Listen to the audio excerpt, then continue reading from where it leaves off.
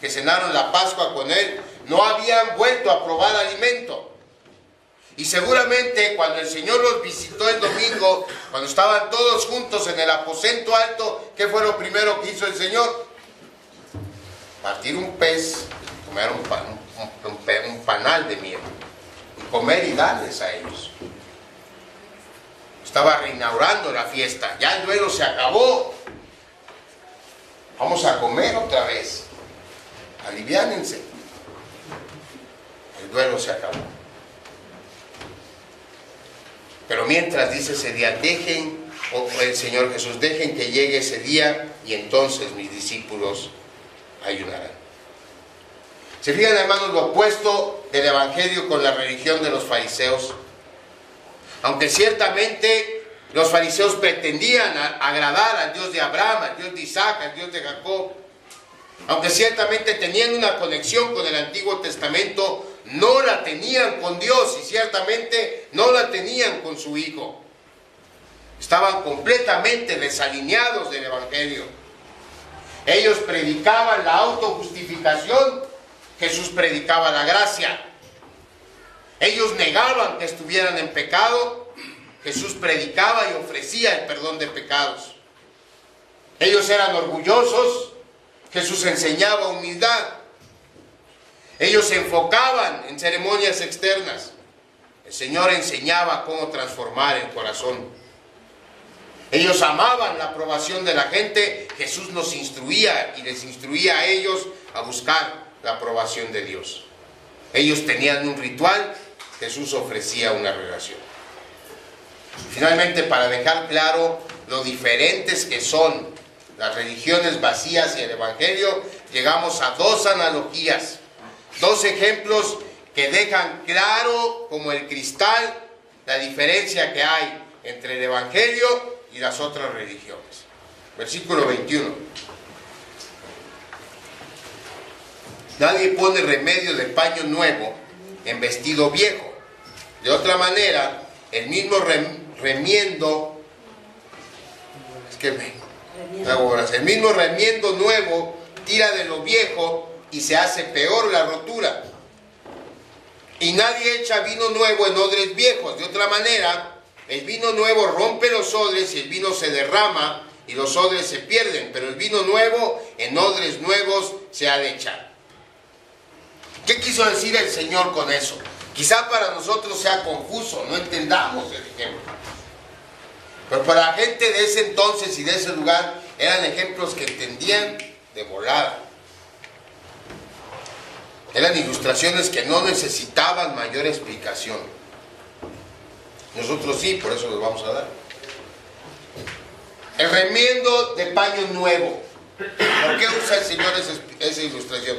Bueno, en aquel entonces, hermanos, no había poliéster, no había nylon, no había látex, no había licra, no había ninguna fibra sintética. Solo había fibras naturales, había algodón, había lino, había pieles de animales. Y la característica de todas ellas, de todas estas prendas naturales, ¿qué pasa cuando se mojan? Encoge.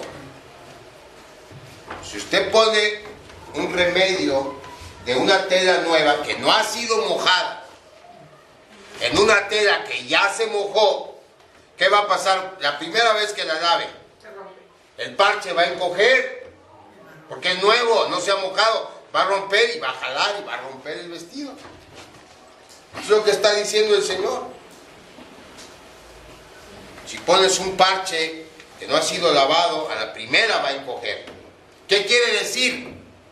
Quiere decir que no puedes mezclar el Evangelio con tus tradiciones, con tus ritos externos, vacíos de significado. No puedes mezclar el Evangelio con penitencias, con rezos, con veladoras, con imágenes. El Evangelio rompe todo eso. El Evangelio transforma, el Evangelio tira el vestido viejo y nos pone el nuevo manto de justicia que solo Jesús puede ofrecer. Y el otro ejemplo apunta a la misma realidad, el ejemplo de los odres. Nadie pone vino nuevo, dice el Señor, en odres viejos. Es que el proceso antiguo de hacer vino, hermanos, Para ese proceso se ocupaban pieles de animales también, generalmente de cabras.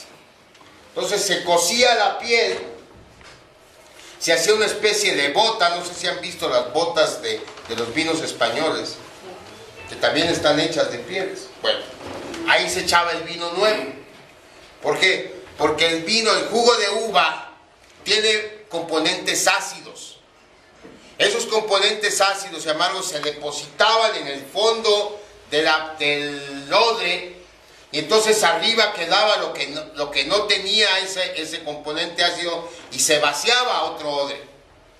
Y en ese otro odre volvía a soltar lo ácido y se volvía a cambiar, y así usaban, tantos odres se necesitaban para que al final ya quedaba el vino sin todo lo amargo de la uva. Lo amargo de la uva quedaba en el sedimento, abajo, en el odre viejo. Entonces eso lo usaba como vinagre. O vaciaban, lo usaban como vinagre y luego tiraban el odre. Porque el odre se quedaba con el salitre en el fondo del odre, de la piel. Entonces ese salitre que había eventualmente, pues rompía el odre. Entonces, si alguien descuidado agarraba uno de esos odres que estaban por ahí tirados y le echaba vino nuevo, ¿qué iba a pasar? Se iba a romper, porque el ácido del vino nuevo más el salitre que ya tenía en su interior, a la primera iban a romper el odre. Y todos lo sabían. Nosotros no, pero ellos sí, porque así hacían el vino entonces.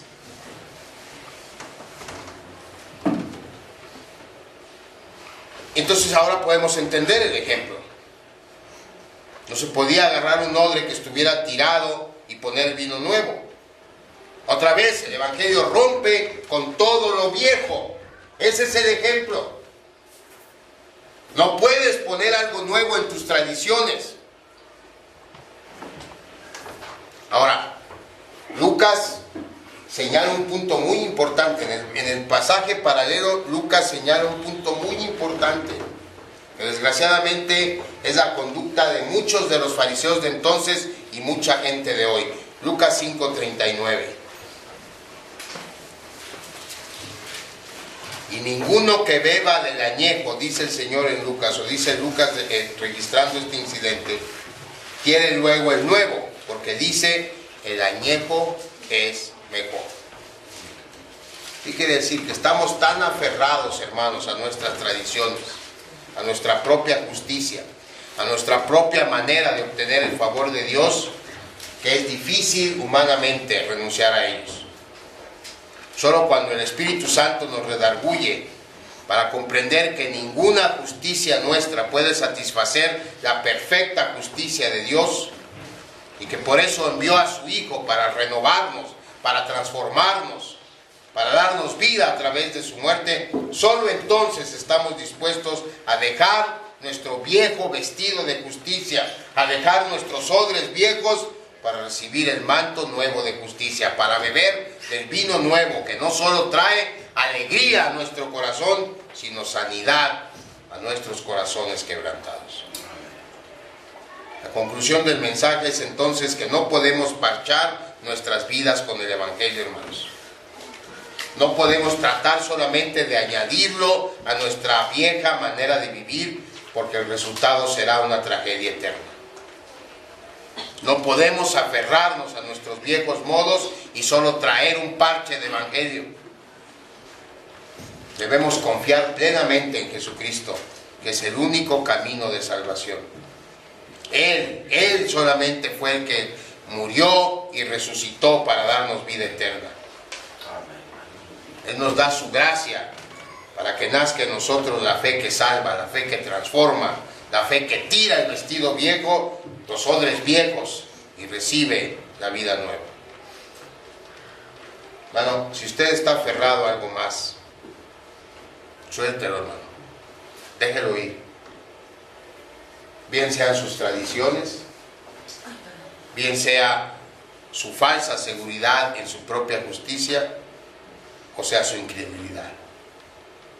Porque si no lo deja ir, eso a lo que usted se está aferrando seguirá en la eternidad con usted, pero ¿sabe qué? Va a seguir con usted no en el reino de Jesucristo, porque al reino de Jesucristo solo se accede a través del Evangelio. Por eso el Evangelio es único, por eso el Evangelio es incomparable, por eso el Evangelio no se puede mezclar con nada más. Que Dios nos ayude, pues, que Dios nos permita vender todo para adquirir la perla de gran precio. Que Dios nos permita perder todo para ganar el tesoro de la patria celestial. Vamos a orar.